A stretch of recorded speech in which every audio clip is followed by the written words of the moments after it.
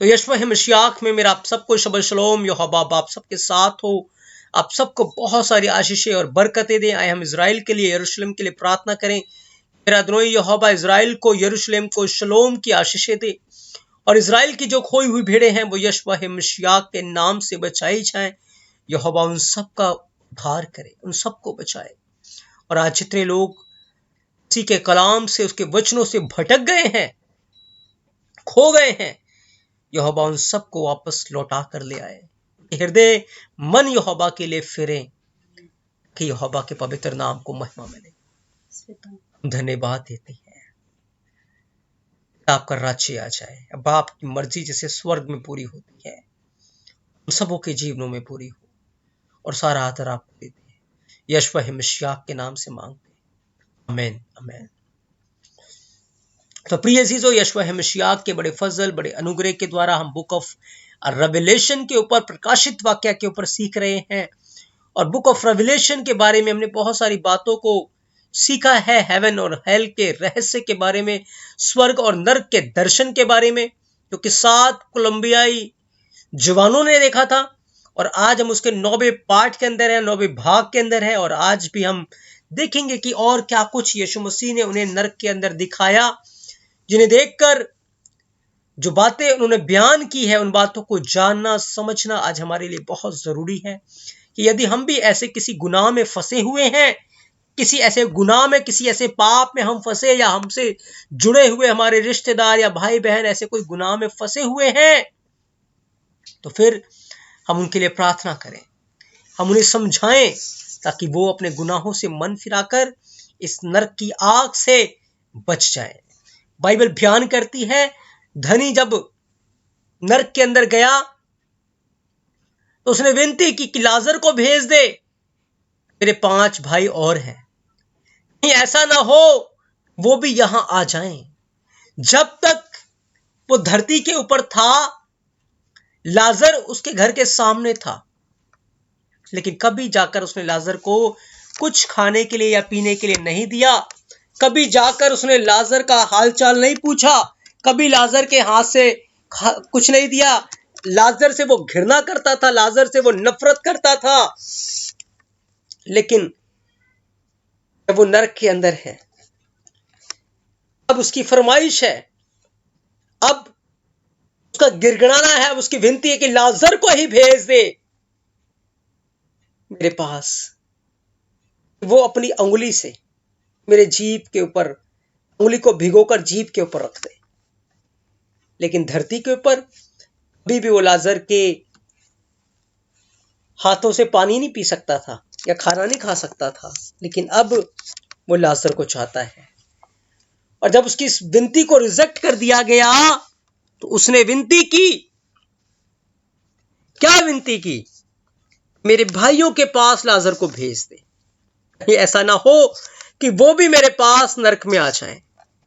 मेरे प्रियो, लाजर तो उनके पास नहीं भेजा गया, लेकिन याद रखें, यीशु मसीह ने 7 कोलंबियाई जवानों को भेजा नरक के अंदर, जिन्होंने नरक के बारे में देखा, जाना, और आज उन्होंने अपनी गवाही को हमारे सामने रखा है।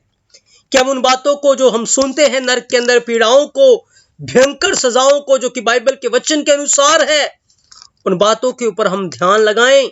और यदि किसी गुनाह में, किसी ऐसे पाप में हम फंसे हैं, या हमसे जुड़े हुए भाई बहन फंसे हैं, आज उनके लिए प्रार्थना करने का अवसर है, उनके लिए विनती करने का अवसर है, उनके लिए उन्हें समझाने का अवसर है।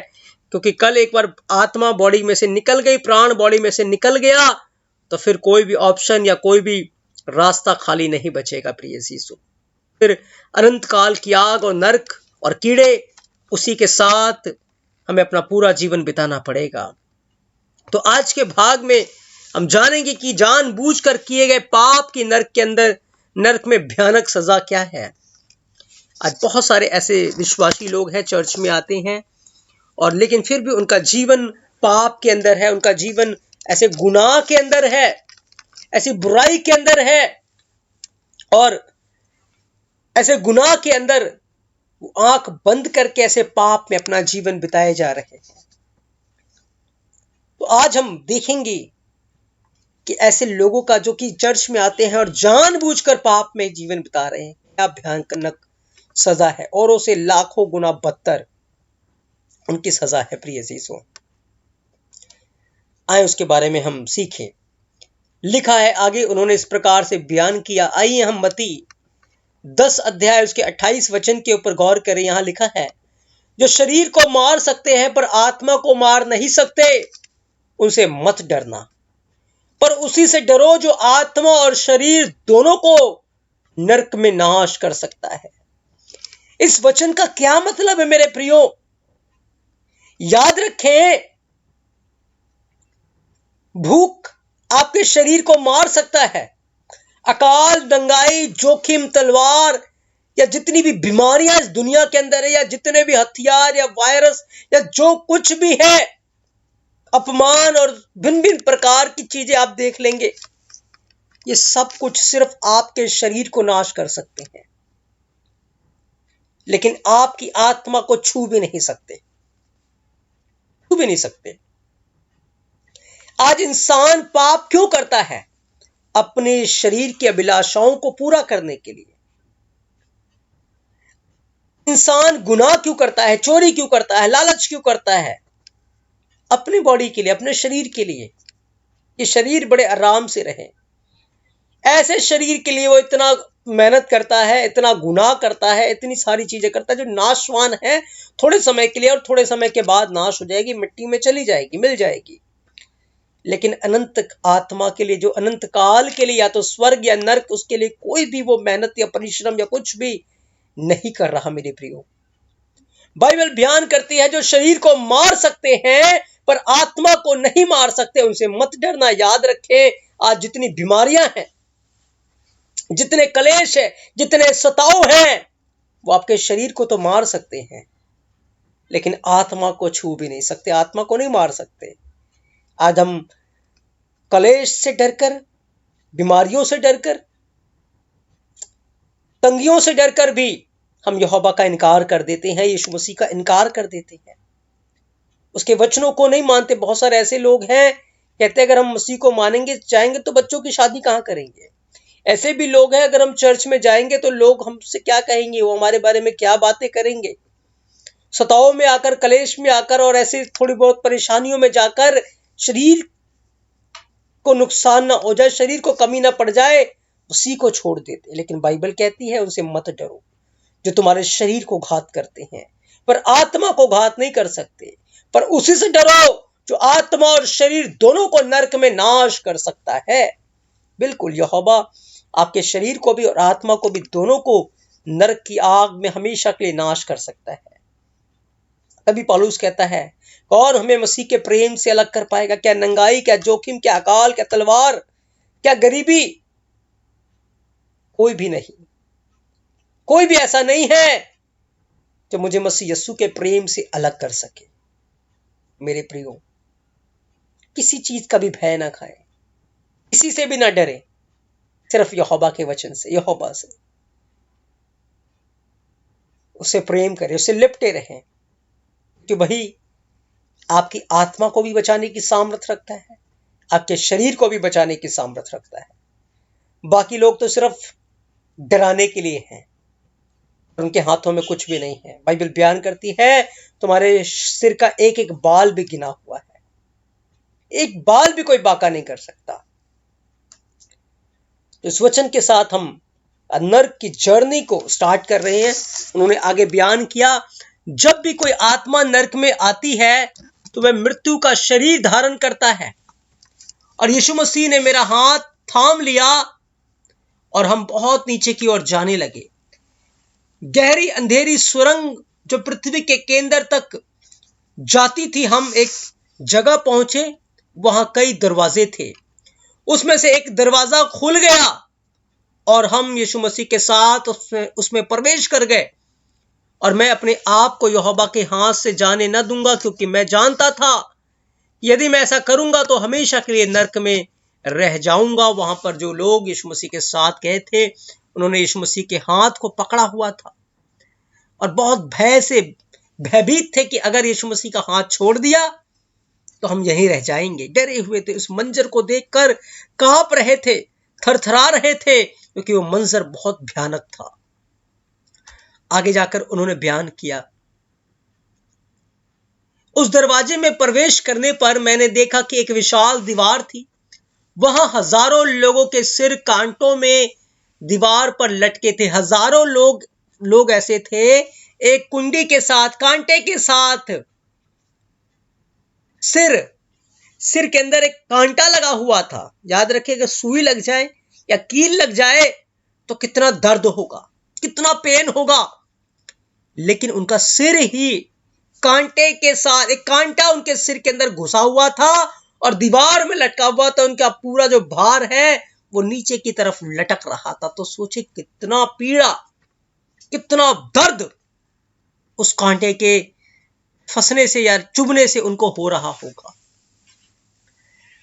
कांटों से दीवार पर लटके थे और बेड़ियों से उनके हाथों को दीवार से बांधा गया था। और बेड़ियां थी, जंजीरें थी, जंजीरों के द्वारा उनके हाथों को दीवार से बांध दिया गया था। इधर उधर नहीं जा सकते थे। मैंने हर तरफ कई हजार लोगों को आग की लपटों के बीच खड़ा देखा और आग की लपटें उनको जला रही थी। अब से पहले हमने जितने लोगों को देखा था वो आग की लपटों में थे, कीड़े उनका बिछोना थे, वो इधर उधर जा सकते थे, वो कहीं बंधे हुए नहीं थे। लेकिन यहां पर क्या है, ये इनके हाथ बंधे हुए हैं, बिल्कुल भी कुछ नहीं कर सकते। और सिर भी कांटों के साथ टंगा हुआ है, दीवार से लटका हुआ है और वो आग के अंदर जल रहे हैं, तड़फ रहे हैं। आगे बयान किया, हम आग की लपटों में से एक के सामने गए और वह धीरे से नीचे जाने लगी। जल्द ही मैं उसके अंदर एक आदमी को देख सकता था। जब वह बोला तो मैं बता सकता था कि वह एक आदमी था। उस आदमी ने एक पुजारी के कपड़े पहने हुए थे, जो पूरी तरह से, यानी कि एक रोमन कैथोलिक फादर जो चर्च के अंदर वस्त्र पहनते वैसे वस्त्र थे, कपड़े पहने हुए थे जो पूरी तरीके से कटा हुआ था और गंदा था। उस आदमी के शरीर से कीड़े अंदर बाहर आ जा रहे थे। मैंने आपको बताया था, नरक के अंदर अग्नि में कीड़े हैं जो कि इंसान के अंदर जाते हैं, बाहर निकलते हैं, अंदर जाते हैं, बाहर निकलते हैं। जैसे सुई अंदर जाता है, बाहर निकलता है, ऐसे वो कीड़े हैं और वो मरते नहीं हैं। और जैसे वो अंदर बाहर करते हैं, ऐसा पेन जैसे कांटे के अंदर जाने से या सुई के अंदर जाने से या कील के अंदर जाने से होता है, वैसा ही दर्द, भयानक पीड़ा उनको होती है। प्रिय अजीजों, कीड़े अंदर बाहर आ जा रहे थे और वह आदमी आग से जला हुआ लग रहा था। उसकी आंखें और उसका मांस पिघल कर भूमि पर गिर रहा था, शरीर से मांस पिघल कर नीचे गिर रहा था।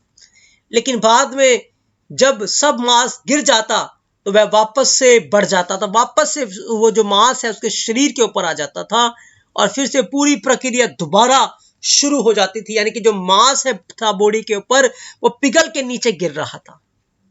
कितनी पीड़ा, जब मांस निकलता है बॉडी से कितना भयानक दर्द होता है।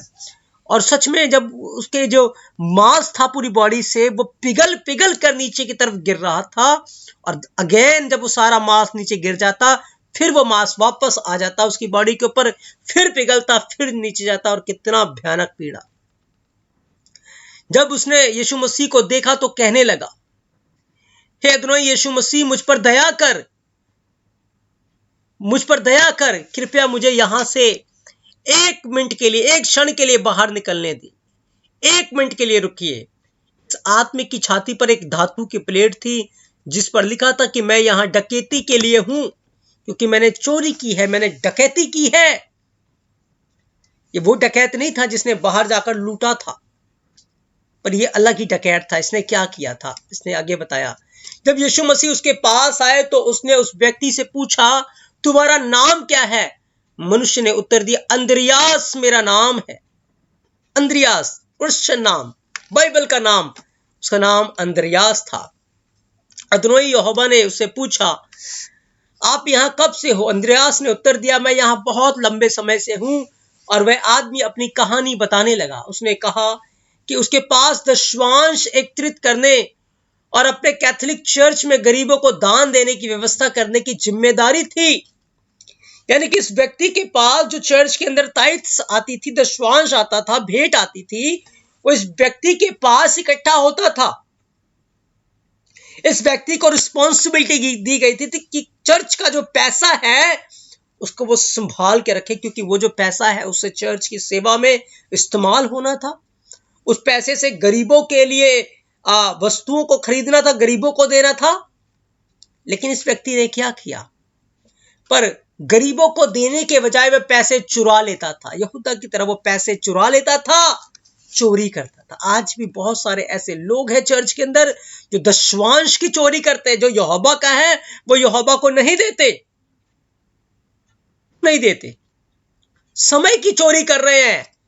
24 के 24 घंटे अपनी मौज मस्ती और अपनी चीजों में गुजार रहे हैं, लेकिन यहोवा के साथ बिताने के लिए समय नहीं है। यहोवा के पास देने के लिए समय का दशवांश नहीं देते।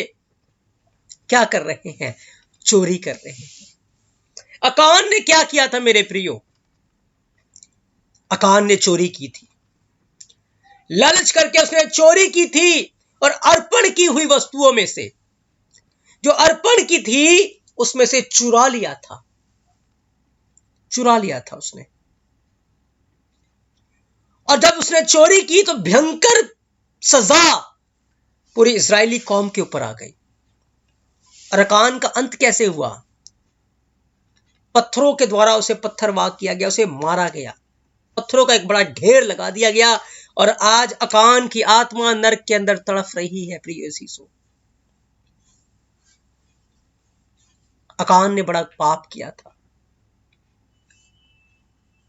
अकान ने गुनाह किया था। अकान ने जो चोरी की थी वो उसके नाश का कारण बन गया। मे भी अकान को जब पथराव किया जा रहा था, उसने तौबा की, उसने मन फिराया। उसका शरीर तो नाश हो गया, लेकिन यहोवा ने हो सकता उसकी आत्मा को बचा लिया। लेकिन इस व्यक्ति ने, इसकी व्यक्ति की आंखें ही नरक में जाकर खुली। ये चर्च के अंदर लूट रहा था, चोरी कर रहा था। और आज भी बहुत सारे लोग हैं जो यहोवा के साथ चोरी कर रहे हैं, जो समय यहोवा का है वो नहीं दे रहे, दशवांश यहोवा का है वो नहीं दे रहे, जो चीजें यहोवा की है वो नहीं दे रहे। और बहुत सारे लोगों को तो रिस्पॉन्सिबिलिटी दी गई है कि वो चर्च का पैसा रखे या चर्च की जिम्मेवारी दे, पर उसमें से वो चुरा रहे हैं, उसको वो पूरा नहीं कर रहे। जो काम दिया गया है उसे ईमानदारी के साथ नहीं कर रहे। क्या कर रहे हैं? चोरी कर रहे हैं। और मेरे प्रियो, जो जानबूझकर पाप करेगा, मार खाने के योग्य काम करेगा, वो अधिक मार खाएगा। और यहाँ इनकी सजा और लोगों से बहुत भयंकर थी, बहुत ज्यादा भयानक थी। अगर आज हम भी किसी ऐसे पाप में फंसे हुए हैं तो हमें मन फिराने की जरूरत है, हमें तौबा करने की जरूरत है, क्योंकि आज हमारे पास मौका है, कल नहीं होगा। आगे इन्होंने बयान किया, क्या तुमने कभी सुसमाचार सुना था? लिखा है, वह पैसे चुरा लेता था और करुणा भरी आंखों से यीशु मसीह ने उस व्यक्ति से पूछा, अंद्रियास, क्या तुमने कभी सुसमाचार सुना था? अंद्रियास ने उत्तर दिया, हाँ अदनोई, वहां एक ईसाई महिला थी जो चर्च जाती थी, और उसने मुझे एक बार सुसमाचार का प्रचार किया था, लेकिन मैंने इसे स्वीकार नहीं किया। उसे बताया गया था कि तू गलत कर रहा है, पर उसने इस बात को स्वीकार नहीं किया। मैं इस पर विश्वास नहीं करना चाहता था, लेकिन अब मुझे विश्वास है, अब मुझे विश्वास है कि यह सच है। कृपया यीशु मसीह मुझसे यहां से बाहर ले जाएं, कम से कम सिर्फ एक पल के लिए मुझे यहां से बाहर निकाल। एक पल के लिए बाहर निकलने के लिए आत्माएं तड़प रही हैं कि एक सेकंड के लिए, एक पल के लिए आप हमें यहां से बाहर निकाल दे, ताकि हम तौबा कर लें, हम माफी मांग लें और हम बच जाएं। जब वह बोल रहा था तो उसकी आंखों से कीड़े रेंग रहे थे और उसके कान में से भी बाहर निकल रहे थे। उसके मुंह के माध्यम से फिर से अंदर जा रहे थे, और उसने उन्हें अपने हाथों से हटाने की कोशिश की, लेकिन यह असंभव था। वह बुरी तरह चिल्ला रहा था और यीशु मसीह से दया की भीख मांग रहा था। वह यीशु मसीह से उसे उस स्थान से बाहर निकालने के लिए कह रहा था।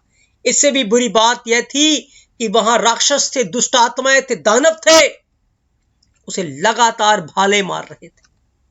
भाले मारते हैं वहां दुष्ट आत्माएं। जो लोग ऐसे काम करते हैं उन्हें औरों के अलावा कई तरीकों से उन्हें सजा दी जाती है मेरे प्रियो। आज जो लोग सुसमाचार को जानते हैं, एवेंजलिज्म है, प्रचारक हैं, लेकिन वो सही रीति से मसीह की सेवा नहीं कर रहे, ईमानदारी से वचनों पे नहीं चल रहे, उनके लिए चर्च नरक के अंदर औरों से अधिक भयंकर सजा है। एक तो उनके हाथ पांव को बांध दिया जाता है और मांस शरीर से पिघलता है, नीचे जाता है, कीड़े अंदर बाहर करते हैं, और फिर दुष्ट आत्माएं दानव है वो उन्हें भाला मारते हैं, उन्हें बुरी तरह पीटते हैं, उन्हें काटते हैं, फिर वो जुड़ जाते हैं और उन्हें बार बार इस बात को याद दिलाते कि कैसे तुम पृथ्वी के ऊपर बुराई करते थे, कैसे तुमने यीशु मसीह को धोखा दिया, बड़ा तुम ऐसे ऐसे कहते थे। ऐसे बोलकर उन्हें भयंकर पीड़ा वो देते थे, भयंकर पीड़ा। इससे भी बुरी बात यह थी कि वहां दानव उसे लगातार सजा दे रहे थे, सता रहे थे और अपने भाले से उसे छेद रहे थे। वहां जो राक्षस थे, दानव थे, वो बिल्कुल एक खिलौने की तरह लग रहे थे। याद रखें, जो हमारे यहाँ पृथ्वी पर उन्हें द जॉर्ज नॉस कहा जाता है। आज आप अगर जॉर्ज नॉस के नाम से गूगल पे सर्च करेंगे, कुछ खिलौने आएंगे जो आज हम भी अपने घरों में रखते हैं। याद रखें, वो खिलौने नहीं, उनके अंदर शैतान है, उनके अंदर दुष्ट आत्माएं हैं। वो खिलौने, टॉयस, गुड़िया, और ऐसे टॉयस जो है जॉर्ज नॉस के नाम से जब आप गूगल के ऊपर डालेंगे आपको आ जाएगा। और ऐसे खिलौने हैं जो बिल्कुल शैतान के साथ जुड़े हुए हैं, आप उन्हें अपने घरों के अंदर ना रखें। तभी जब बच्चे उन खिलौनों के साथ खेलते हैं चिड़चिड़े हो जाते, क्योंकि उनके अंदर वो शैतानी सुभाव आना शुरू होता है। और वो आज ऐसे भिन्न भिन्न तरीके से बच्चों में, जवानों में काम कर रहा है। प्रिय चीजों, तो आज ऐसे खिलौनों को, टॉयस को आप अपने घर से निकाल कर फेंकें, नहीं तो याद रखें वो आपको अनंत आग की तरफ लेकर जा रहे हैं, पाप में गिरा रहे हैं। और आपने देखा होगा कि जो जादू टोना करने वाले इन्हीं टॉयस के से, टॉयस बोलती है, बातें करती है, क्योंकि इनके अंदर दानव है, दुष्ट आत्माएं हैं। उन गुड़िया को मैंने नरक में देखा, लेकिन वे अब गुड़िया नहीं थी, वे जीवित थे और राक्षस थे और लगभग 3 फीट लंबे थे और उनके दांत बहुत नुकीले थे। उनके मुंह से खून बाहर निकल रहा था, उनकी आंखें पूरी तरीके से लाल हो गई थी। वो भयंकर थे और वो इन लोगों को सजा दे रहे थे। जो लोग मसीह की बातों को जानते थे, लेकिन फिर भी उन्होंने उसको सही रीति से यहोवा की सेवा नहीं की, उसे आदर नहीं दिया और आज नरक के अंदर तड़फ रहे हैं। मेरे प्रियो, हमारा जीवन थोड़े समय का है। हमें बड़े डरते और कांपते हुए यहोवा की आज्ञाओं में, यहोवा के वचनों के अनुसार अपना जीवन गुजारना है, नहीं तो नरक की आग अनंत काल के लिए है। हमें वहां नहीं जाना मेरे प्रियो। हमें यहोवा के वचन के अनुसार अपना जीवन गुजारना है। हमें खुद भी बचना है और दूसरों को भी बचाने के लिए प्रार्थना में, विनती में, समझाने में हर वो कोशिश करनी है कि हम एक दूसरे को बचा सके।